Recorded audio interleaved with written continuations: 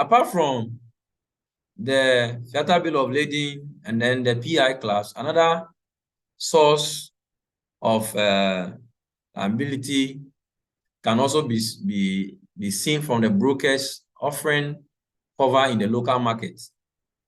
We have a certain club called the True Transport Club. Okay, though the P&I Club insure the largest tonnage of ocean traffic, not all risk or not all liability risk in cargo transport are insurable, like I mentioned.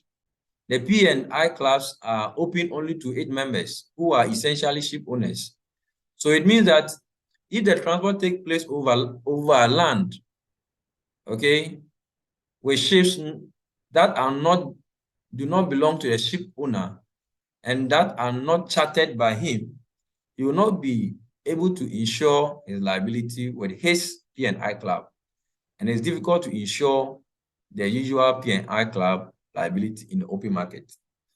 What this is trying to tell us is that with a P&I club, it is solely attributed to their members who are ship owners. So what about if I am a ship owner, but my goods is being transported through land?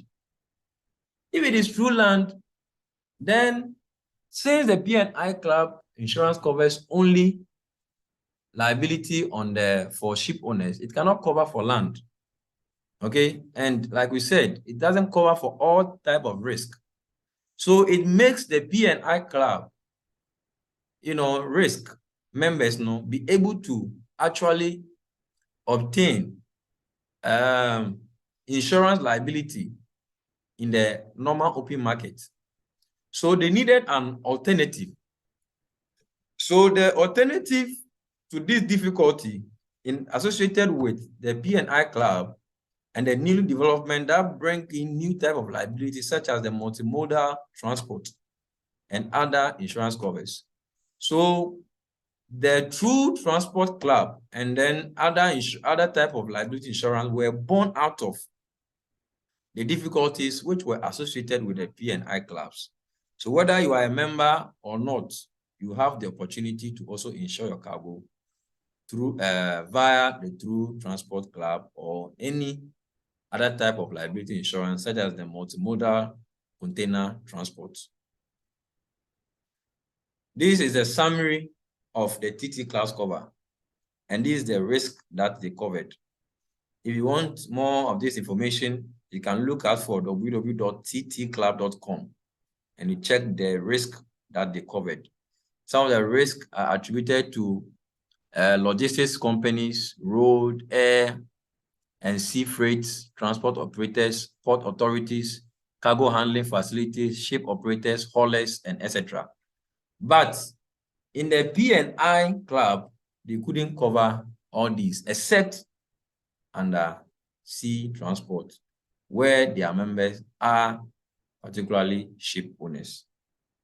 So the TT Club was a solution as a result of the difficulty nature for ship owners to insure certain risk which is not covered in the P&I club risk. Okay, there is also an insurance that we call insurance for industries. Every company will need all insurance. That is the name. We call it all insurance. All insurance simply means that it covers all risk, but all risk does not necessarily mean every risk. So in addition to other type of liability insurance, depending on specific company, all risk is always essential. All risk covers the risk of a company that, as an enterprise, shall be accountable for damage that its employees cause to third parties, as well as its employees. Damage may also be caused to a third party as an owner or user of the port area and building. Major differences between all and other liability insurance are as follows. When we talk about all liability insurance, it excludes matters under supervision, while the other liability insurance covers specific liability for damage that the insured has with regards to third parties. Other liability insurance may protect only the contractual risk. Example, the freight forwarder under the Fiata condition of the insured. And then legal liability risk is also applicable to all. So when you look at this particular table, it has categorized it. If you are an industry and then you want to procure an insurance to cover all industrial activities for your employees, your safety, and the environment, then the right form of insurance is for you to buy all insurance. If you are a freight forwarder in possession of a cargo, that one, you need freight forwarders liability insurance. And if you are acting as an owner or possessor of a vehicle, motor vehicle, then you need a third-party liability insurance for your motor vehicle. If you are acting as an owner or possessor of items such as bulldozers, cranes, and you are in the transport industry, then the right insurance for you to procure is equipment insurance with third-party liability coverage. If you are acting as a hirer of items like lifters, trailers, containers, etc., then it is advised that you go for an insurance for container, trailer, semi-trailer liability insurance, or 24-hour coverage under freight forwarder policy. Now, let's look at the liability of different parties of transport. Number one, we have the insurance company. The insurance company should be providing the insurance that properly covers the risk involved to the proper liability limits and applicable to the appropriate legislative regimes that may be involved in any given transit. So if the insurance company fails to do this, it can create problem, because you have to educate, provide the correct insurance cover, because you can go and actually cover what must not be covered, okay?